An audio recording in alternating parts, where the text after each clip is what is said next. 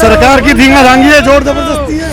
आने वाले लाला बनियों को सरकार दे दी जाएगी रेल, मनमाना किराया लिया जाएगा, क्योंकि ये बीजेपी लाला बनियों की सरकार है, इसलिए निजीकरण किया जा रहा है, क्योंकि गरीब आदमी रेल का नौकर है। ये लोगों को अपंग बनाना चाहते हैं, पंगु बनाना चाहते हैं। निजीकरण और निगमीकरण में कोई आरक्षण का प्रावधान है नहीं कि भाई निजीकरण में आरक्षण हो। पूर्ण बहुमत की सरकार है, आप चिल्लाते रहिए, कितना चिल्लाएंगे। जो पढ़े हुए बच्चे हैं, न्यू जनरेशन जो आ रही है, उनका सबसे बड़ा लॉस है। निजीकरण से तो पूरा भारत देश ही हमारा जो है प्रभावित हुआ है।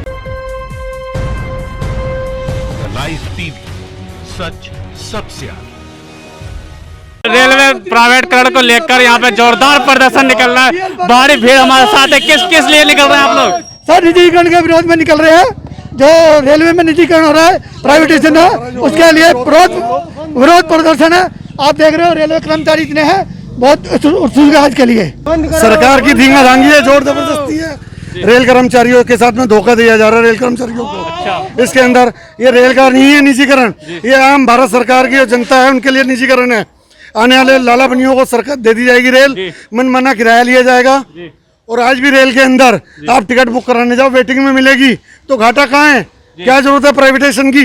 कोई जरूरत नहीं है। क्यों किया जा रहा है? क्योंकि ये बीजेपी लाला बनियों की सरकार है, इसलिए निजीकरण किया जा रहा है, क्योंकि गरीब आदमी रेल का नौकर है, उनको नौकरियों से निकाला जा रहा है। ये लोगों को अपंग बनाना चाहते हैं, पंगु बनाना चाहते हैं। हाँ, और सरकार जो है हर एक तरह से पूरे देश के जो आवाम है, जो 95% लोगों को ये उसको बिल्कुल बंधुआ मजदूर की तरह के प्लेटफॉर्म पे खड़ा करना चाहते हैं, ताकि उनके जो आवाज़ है, जो आम पब्लिक का आवाज़ है, जो आम जनमानस का आवाज़ है, वो दब जाए, कमज़ोर हो जाए। और उसमें हम जो हमारी जो मनमानी जो शोषण है वो चलता रहे, तानाशाही हमारी चलती रहे। इसके लिए जो है वो जो पब्लिक सेक्टर है, सारे पब्लिक सेक्टरों को जो है निजीकरण दिया जा रहा है। ईस्ट इंडिया कंपनी 2 की तरह इसको एक तरह से जब पूरी तरह से ये प्राइवेटाइज हो जाएगा सारे पब्लिक सेक्टर, तो ये सरकार जो है पूरी दमनकारी जो है शोषण प्राइवेट कंपनियां ऐसे भी अपनी चलाएगी, और ये सारे हकूक जो है आम जनमानस का मारा जाएगा। हमने ये मांग रखी है कि बाबा साहब अम्बेडकर और महात्मा गांधी के बीच में जो पूना पैक्ट हुआ था, जिसमें अनुसूचित जाति जनजाति के कर्मचारियों को सरकारी नौकरियों में आरक्षण मिला है, उसको आप 100% लागू कीजिएगा। क्योंकि अगर आप निगमीकरण या निजीकरण करेंगे तो निजीकरण और निगमीकरण में अनुसूचित जाति जनजाति के लिए आरक्षण का कोई प्रावधान नहीं है। या इसका मतलब ये हुआ कि सीधे तौर पे निगमीकरण अगर होता है तो अनुसूचित जाति जनजाति का आरक्षण खत्म होगा। तो उस बात को लेकर के हमने पूरे देश में आज देशव्यापी आंदोलन किया है, क्योंकि हमारे परिवार के एक रेल राज्य मंत्री जी हमारे बीच में आकस्मिक निधन हुआ है कल कोरोना की वजह से। तो इस आंदोलन को हमने श्रद्धांजलि सभा में परिवर्तित करते हुए अपनी बात को रखा है। सरकार कहती है कि निजीकरण से फायदा होगा, घाटा नहीं होगा। देखिए, हम भी कहते हैं सरकार की तरफ से कि निजीकरण में फायदा होगा, घाटा होगा या नहीं होगा ये दूसरी बात है, लेकिन फायदा होगा तो रेल के कर्मचारियों से ही क्यों नहीं ये काम कराया जाता? सरकार क्यों नहीं चाहती 160 घंटे की स्पीड से अगर गाड़ी चलाई जाएगी, जिसमें ड्राइवर रेल का होगा, गार्ड रेल का होगा, तो जब वो 160 की स्पीड से चला सकते हैं तो रेल के कर्मचारी भी उससे गाड़ी को चला सकते हैं, कोई दिक्कत ही नहीं है। तो रेल भी वो काम कर सकती है जो सरकारी जो ठेके के लोगों से करवाने का प्रयास कर रही है। आपको क्यों लग रहा है कि इसके थ्रू आरक्षण को खत्म कर दिया जाएगा? वो इसलिए लग रहा है कि निजीकरण और निगमीकरण में कोई आरक्षण का प्रावधान है नहीं, अभी तक नहीं है। हमारी मांग है, जो आज का आंदोलन है उसमें हमने रखा है कि भाई निजीकरण में आरक्षण हो, जुडिशरी में आरक्षण हो, आर्मी में आरक्षण हो, हमारे भूमि आवंटन में भी हम लोगों को आरक्षण मिले। यानी कि जो भी सरकार के पास संस्थान है, जो भी सरकार के आधिपत्य में है, उन सब में हमें जनसंख्या के आधार पर आरक्षण मिलना चाहिए। पूर्ण बहुमत की सरकार है, आप चिल्लाते रहिए, कितना चिल्लाएंगे, लेकिन एक न एक दिन जब मजदूर सड़क पर उतरते हैं, मजदूर उद्वेलित होते हैं, आंदोलित होते हैं, तो सरकार को ये बात सुननी पड़ती है। बाबा साहब डॉक्टर भीमराव अम्बेडकर का अपना तजुर्बा है, और ये बहुत सारे विदेशियों का भी तजुर्बा है कि जब क्या नाम मजदूरों के ऊपर अत्याचार हुआ है, जब मजदूरों का शोषण हुआ है, तब जब आंदोलन खड़ा हुआ है, तो उसकी बात सरकार ने मानी है, माननी पड़ेगी। सरकार के कहने के अनुसार कर्मचारी का फायदा होता तो सारी ट्रेड यूनियन, हमारी एसोसिएशन क्यों विरोध में होती? हम सरकार के विरोध में नहीं हैं, हम सरकार की जो नीतियां हैं उनके विरोध में हैं।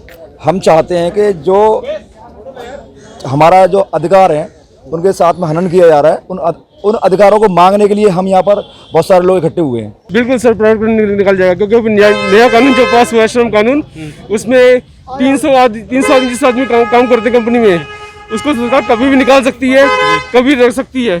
तो ये एक तरह से तानाशाही कानून है, जिसके खिलाफ हमारे प्रदर्शन पूरे भारतवर्ष में श्री अशोक कुमार जी के नेतृत्व में।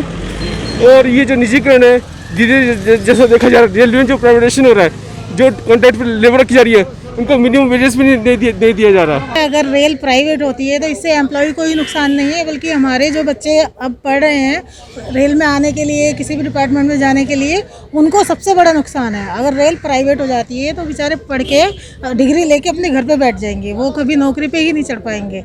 जिस तरह ये सारी नौकरियां, सरकारी नौकरी जो प्राइवेट किए जा रहे हैं, ठेकेदारों के थ्रू कम सैलरी पे वो रख लेते हैं एम्प्लॉय को, जहाँ उन्हें 20,000 देना चाहिए वो 5-6 हज़ार में प्राइवेट एम्प्लॉय रख के अपना काम चला रहे हैं। पर जो पढ़े हुए बच्चे हैं, न्यू जनरेशन जो आ रही है, उनका सबसे बड़ा लॉस है एम्प्लॉय के साथ साथ। मैं इतना कहना चाहूँगी, जो रेल प्राइवेट की जा रही है ये ना की जाए। जो आज ये ट्रेन चल रही है, ट्रेन हमारी है, अब 1 नंबर को उठा के 0 कर दिया। 0 करने से क्या हो गया वो कि वो IRCTC की ट्रेन हो गई।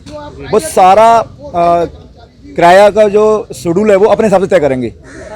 अगर सरकार के अगर कोई भी होता तो हाथ खड़े कर देंगे कि हम कुछ नहीं कर रहे, प्राइवेट कर रहा है। अब कितनी ट्रेन चलानी है, उसे कितना भाड़ा करना है, सब कुछ उसके हाथ में जा रहा है। जो अब कोरोना में सभी लोगों का रोजगार बंद पड़ा है। रोजगार बंद पड़ा है इससे कि जो लोग पैसेंजर ट्रेनों से आना जाना कर रहे थे, जो 10 रुपये में गाजियाबाद से दिल्ली का आना जाना हो रहा था, अब सोचो 10 रुपये में टेम्पो वाला 2 कदम पे लेके छोड़ता है। अब ट्रेन प्राइवेट हो जाएंगी तो कितना बोझ पड़ेगा आम आदमी के जेब पर। और हमारे गाजियाबाद ब्रांच में अधिकारी जो भी हैं, इतनी जातिवाद फैलाई जा रही है वहाँ पर कि इतने कर्मचारी हमारे हताश हैं कि वो कुछ कह नहीं सकते। हमारे जो जातिगत जो विरोधाभास कर रखा है वहाँ पर गाजियाबाद में, उसके खिलाफ है हम। और हमने यहाँ पर ज्ञापन भी दिया है सर को कि जो हमारे साथ हो रहा है वो ना हो।